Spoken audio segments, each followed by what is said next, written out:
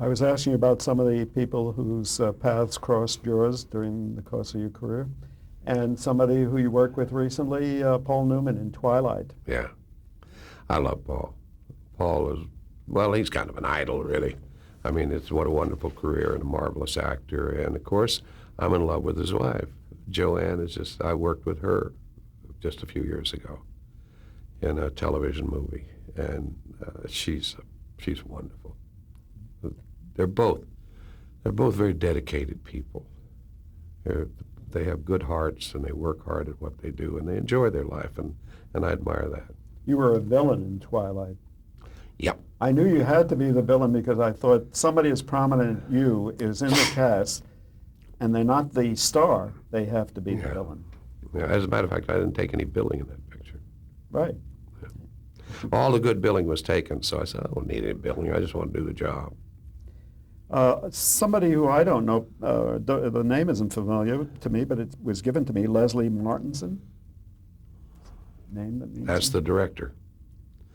He's the one that directed all those Mavericks and whatever, and everybody went crazy with. Okay. I haven't got a lot to say. Oh, poor Leslie means well, but he just couldn't control his emotions. Jim Aubrey, did you? I knew Jim. I didn't know him that well. You know, I made a point early in my career not to get too close to the front office. The brass. The brass. Because if I did, then I have to be nice to them. You know, if they're friends and I know them and whatever. And by not knowing them, I could say what I wanted to say without feeling I'm going to hurt a friendship. And so I made it a career of not getting close to the brass. And Aubrey, well, he was known as the Cobra. The Smiling Cobra. The Smiling Cobra, and he'd cut you deep, wide, and frequent. But I never had any problem with Aubrey. I don't ever remember having any confrontation with him at all. You stayed away from the brass. What about the press? Well, the press, that's part of it. I've never been fond. I was just talking a little while ago about interviews. I found out early in Maverick, they had me doing an interview every day, at least one. Every day at lunch, go over to the commissary and have an interview with somebody. And for a while, it was good therapy. I found out what I thought about a few things because things I never thought about, they'd ask me and I'd have to think about them. But you begin to start talking about I, and I don't think I'm that interesting. So I got tired of talking about me, and I don't like to give interviews. The press has their own agenda, you know, and I have mine, and sometimes they don't coincide. But they've been pretty good to me. I can tell you the press thought highly of you. Yeah, they've been very good to me. I've tried to be, you know, as accommodating as I can to the press, but there's just things I don't like to do. I get tired of speaking about me and saying the same thing over and over. You know, when they have these press junkets and you go from one room to the other, you're asking the same question over and over and over. And it gets boring and difficult. I've been part of that. It goes with the territory. Yeah. Oh, I know. It's necessary. We need it. And so I'm not angry with them or anything like that. I am with the Washington press and the national press. I'm a little upset about right now because of the Clinton situation. They just won't stop. But no, the press is part of our business. And so, you know, you deal with them best you can. Luis Delgado? Louis was my best friend. Louis died a couple of years ago of cancer, and Louis and I knew each other when we were teenagers in the drive-ins, and then he owned a bar on Sunset Boulevard, and he quit that and went into the motion picture business, working as a stand-in. And when I went on Maverick, the original series, he was there. I said, why don't you just be my stand-in? So he was my stand-in from then on. Well, not then on, because in the 60s, early 70s, I made him part of my company, and he ran all my production, and not ran it all, he oversaw it. And what we'd do, we'd work on a show and say, this guy's good. this electrician's good, this cameraman's good, whatever. And we'd make a list, and when I went to produce, I want this guy, this guy, this guy. And Louis took care of all that. And but he was my best buddy. We lived together on the road. We were like this. And it's a sad loss last year. Dinah Shore. Oh, well, a sweet lady. I like Dinah. You worked with her? I worked with her on her television show when she's doing the Dinah Shore show. And I sang with her. I sang song, which was pretty gutsy. But she was just the nicest lady, you know. I really admired her a lot. This is a guy who came out of television westerns and became quite a big screen presence, Steve McQueen. Oh, McQueen, crazy McQueen. McQueen and I got along pretty good. McQueen looked at me kind of like an older brother. And he didn't want to have much to do with me till he got in trouble, then he'd call.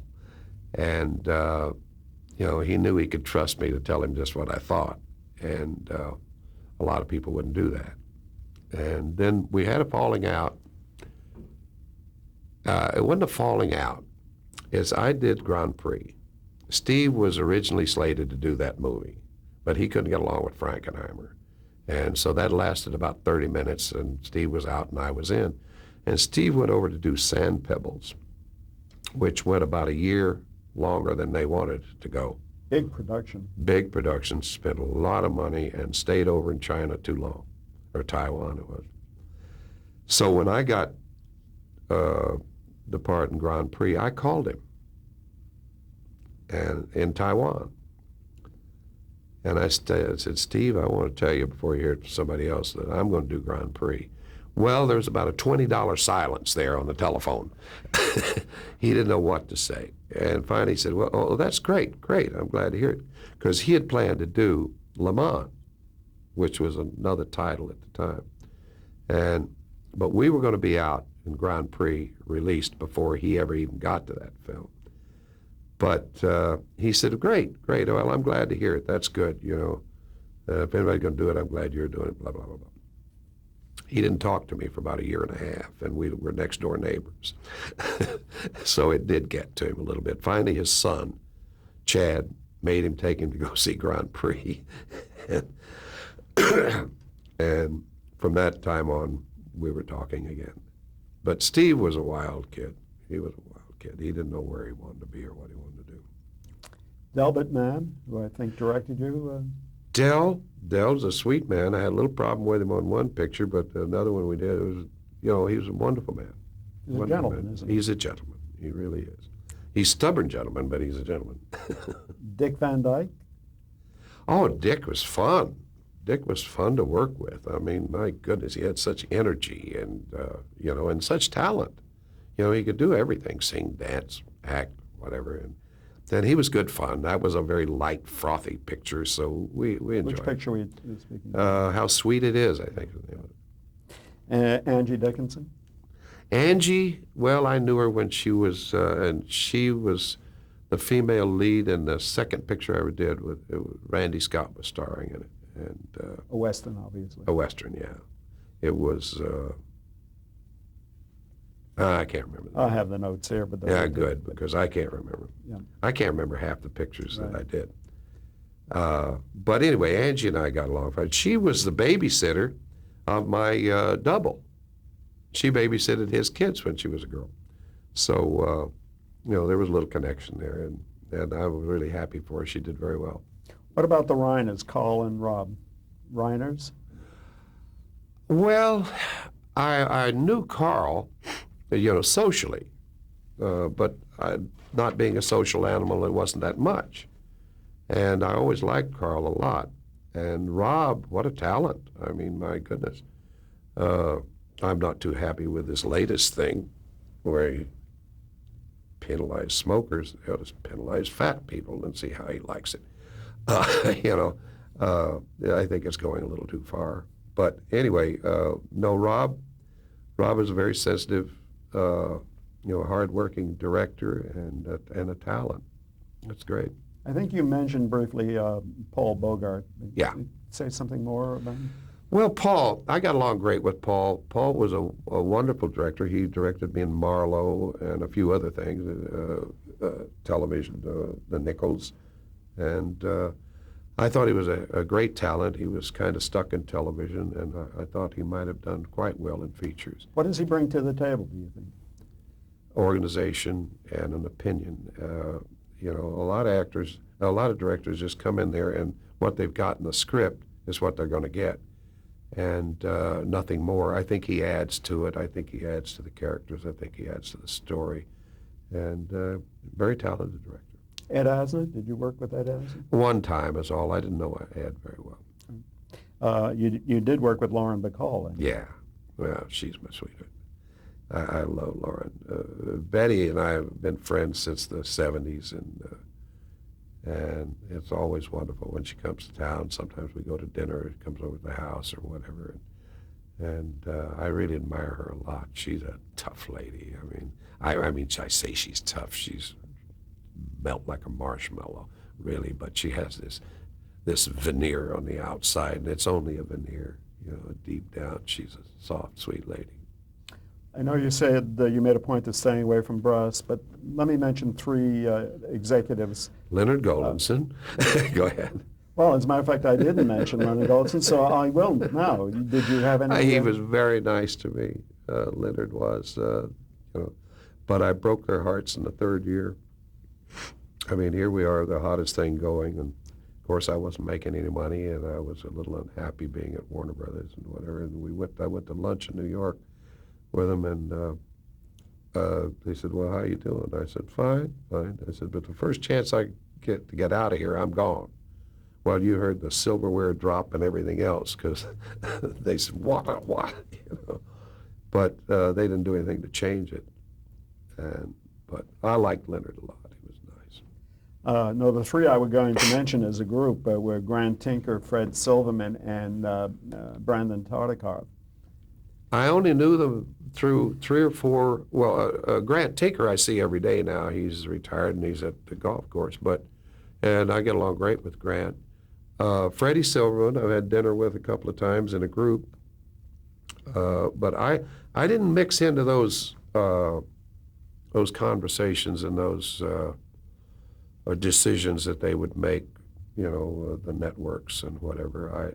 As I say, I stayed away from them. I just didn't want to be that close. And who was the other Brandon. one? And Brandon? I knew Brandon. Well, Brandon, when I did that... Nichols? No, the little series, The Politician, that didn't work. Man of the People? Yeah. Well, Brandon, I said, I don't like this, I don't like that. He said, "Don't worry, Jim. I'm there to run interference for you. You know, you just carry the ball. I'll run interference. I'll take care of that." I signed the contract. 2 days later, he left the network, and I sent him a note. I said, "Thanks for the interference. I got tackled in the end zone." He left to go to Paramount, did he? Yeah. But that's network business. That's the way they do it. Promise you everything, give you nothing. And finally, and certainly not least, your wife, Lois. Yeah. You've been married a long time now. 42 years. Where did you meet your wife?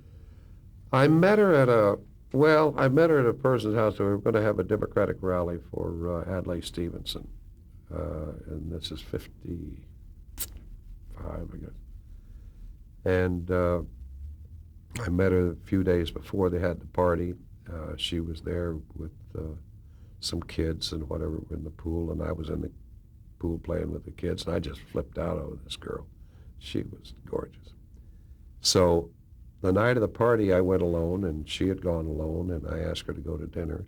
And we went to dinner that night. We went out every night for 2 weeks and got married. And I think it's going to work. Whirlwind romance. Pretty much. Right. Is she from the West Coast? Yeah, she's from Los Angeles. Never lived more than 20 miles from where she's living right now. She went to L.A. High. Was Lois Fleischman. And she has 2 children. She and I have one. She had one from a previous marriage. And then we have one, Greta, who's, well, I am not allowed to mention their ages now. But they're getting up there in years themselves. But she's been with me, and she's tough. She's tough because she's always on my case. You can ask my makeup person, and she's always on the phone telling them, I don't like this, I don't like that, fix this, fix that. But she does it in a way that I don't find out about it till it's too late. But she has great taste. Lois does. And I that gather a helps. great helpmate to you. Yeah. Well, she takes care of me. I mean, my life is so good because she sees that I'm comfortable and I have what I need, and that's her job. That's her life. And as a last question, if I may, you mentioned television being perhaps one of the three greatest things to happen in the century. What do you think of what the Academy is doing with this archive, these interviews? Oh, I think it's wonderful. People look back on them 30, 40, 50 years from now and find out some of the roots of it. Because I run into producers. It's the old story. I remember Fred Zinnemann went in to see this new young producer, and the producer asked him, well, what have you done, Mr. Zimmerman? He said, you first, son. And I'm afraid that happens a lot. We've got a lot of young people who have no idea the background. They don't know what you've done or what the business has done. They're only, they think they've got it. Well, they're going to find out they don't. But, some of them succeed and learn, and some of them don't learn and don't succeed. But I think it's wonderful to have a history and opinions from people who have worked in the industry of all kinds. I think it's a marvelous thing. Good. I thank you personally. I know the Archive of American Television is very grateful for your time. Well, it's my pleasure. Thanks for having such a great career. I feel very fortunate.